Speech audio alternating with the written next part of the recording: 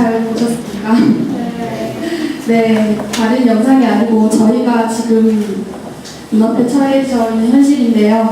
일단 서성교부님의 영상에 대한 간단한 소개 말씀 먼저 듣고 본격적인 토론 활동을 진행해 보도록 하겠습니다. 서성교부님 박수 한번 청해 주시죠.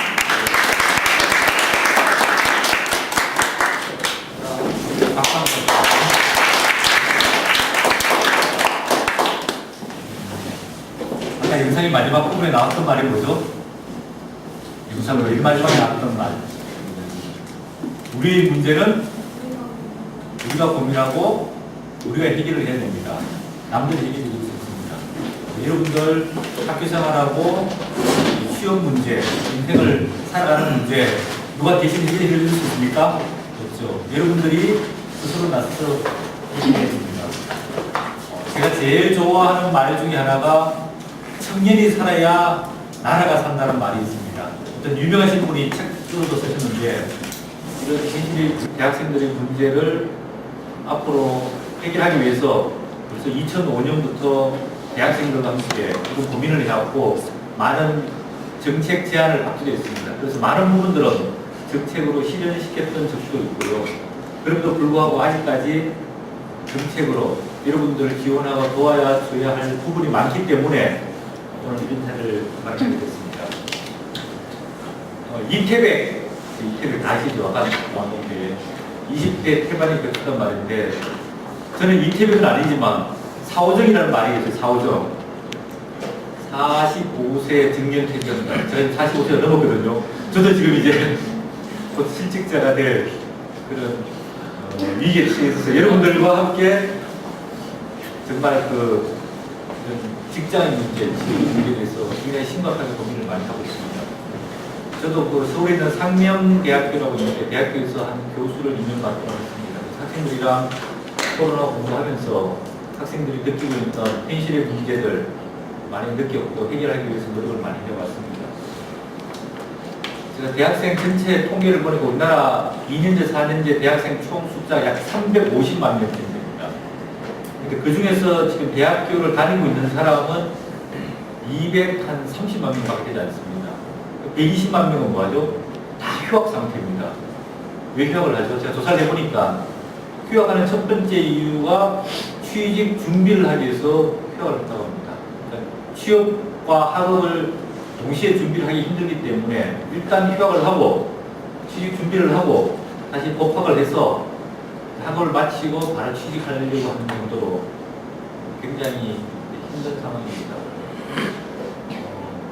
청년 실업률 지금 뭐 통계적으로 한 7%라고 이야기하고 있는데 실질적으로 체감하고 있는 것은 그 자료에 보면 한 22% 정도입니다. 그러니까 대학교 졸업해서 취직을 하려고 준비하고 있는 사람들 중에서 약 3분의 1이 취업을 못하고 있는 그런 안타까운 문제입니다. 그래서 오늘은 여러분들이 고민하고 있는 것들, 이런 문제점들을 편안하게 문제가 뭔지, 원인이 뭔지 그것도 이야기를 해주시면 좋겠고요. 두 번째, 그럼 이런 원인과 문제점을 해결하기 위해서 어떤 대안들이 필요한가 이것을 여러분들이 아이디어를 해주시면 저랑 같이 고민하고 이걸 제가 이번에 꼭 국회의원이 돼서 꼭 바로 고치도록 그렇게 하겠습니다.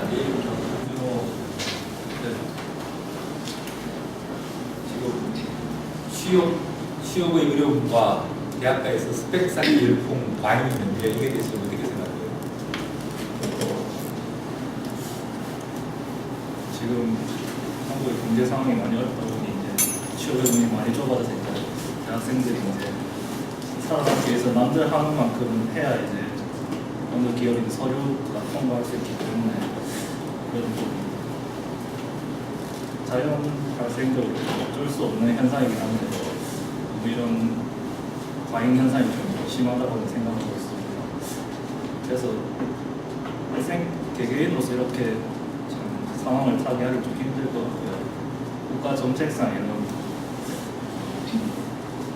나라에서 좀 정책적으로 취업 이런 거에 대해서 기업들의 커뮤니케이션을 통해서 이런 현상을 좀 사회 전체적으로 구조를 좀 바꿔야 된다고 생각을 하고 있는데 대학생 개개인도 이런 취업의 이런 스펙에 향상에 먹는 말을 것보다는 이런 사회 이런 정치적 현안이나 이런 구조적 문제에 대해서 좀 더 생각을 가지고 나 개인의 이런 일신 향상을 위해서라기보다는 이제 지금 사회 구조의 문제에 좀 관심을 가지고 했으면 취업 이런 문제도 좀 나아지지 않을까 거기 취업을 위한 스펙뿐만 아니라 그냥 남들이 다 하니까 남들이 다 했으니까 뭐 자신의 스펙을 향상시키고 근데 아까 전에 말씀하셨듯이 그 기업에서는 판단하는 기준이 그 사람에게 실무를 무작정 맡기고 평가를 할 수가 없기 때문에 어쩔 수 없다고는 생각하지만 그래도 과열된 양상이 있다고는 생각합니다. 그럼 기업에서는 그 스펙뿐만 아니라 그 사람의 실무 능력을 판단할 수 있는 다른 어떤 평가할 수 있는 그런 방안을 모색합니다.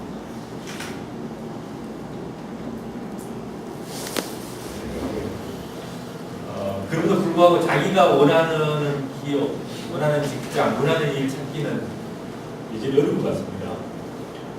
그래서 아까 여러분들 말씀을 하셨는데 좀 문제, 원인, 심각성 있는 다 알고 계시잖아요. 그죠? 그러니까 이런 분들이 아까 최승원 학생, 김준호 학생 말씀하셨지만 그 기성세대들이 아니면 우리 정부에서 이런 제도를 좀 만들어줬으면 좋겠다. 예를 들자면 요즘 이야기 계속 많이 나오고 있는 게 공기업들, 금융권들, 대기업에서 지역 인재 할당제를 해서 주로 수도권에서만 다 뽑지 말고 경북에서도 좀 뽑고 대구에서도 뽑고 부산에서도 뽑고 지역 인재들을 이렇게 좀 뽑도록 하자. 이렇게 그 국가에서 좀 강제적으로 하자. 이게 지역 할당제도 이런 것도 있습니다. 그 다음에 지역 기업에서는 지역 인재를 우선 채용하자. 뭐 이런 이야기도 있고. 또 아까 실무 능력을 배양하자. 그래서 대학 다닐 때부터 특히 공대, 자연대 이런 데는 그 산학협력이라고 그러죠. 그러니까 기업에서 필요로 하는 인재들을 미리 대학교와 협력해서 훈련을 시키고 졸업하면은 취직을 시키자. 대표적인 게 성균관대에 있는 모바일 학과 이런 데서는 휴대폰 관련된 뭐 소프트웨어, 하드웨어를 전문적으로 공부하고 졸업하면은 삼성전자에 취직을 하고 이런 점들도 있거든요. 그런 것들이라든지 아니면은 아까 스펙사학교에서 이주 학생은 토익 혼자서 공부하시나요? 학원 다니시나요? 지금 혼자 하는데 옛날에 학원 다닌 적 있어요. 학원 다니면 학원 다니죠.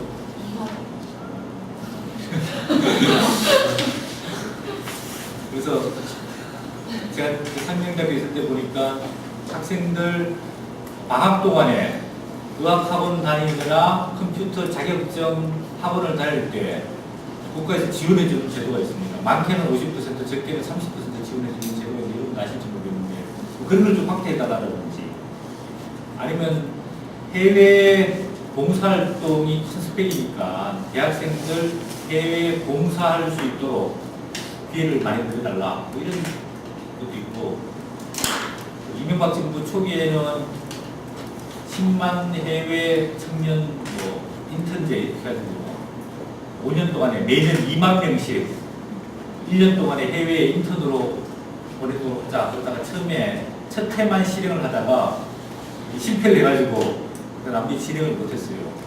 그래서 해외 경험을 쌓게 되면 영어도 늘게 되고 보는 안목과 시야도 넓어지게 되고 인턴 일을 하게 되니까 실무적인 능력도 생기게 되고 그렇게 하게 되면 1년 동안의 경험을 쌓고 한국에 돌아서 졸업을 하면은 나중에 해외 기업에 좀 더 쉽게 취업할 수 있지 않을까 이런 제도도 있는데 이런 것을 쭉 돌아가면서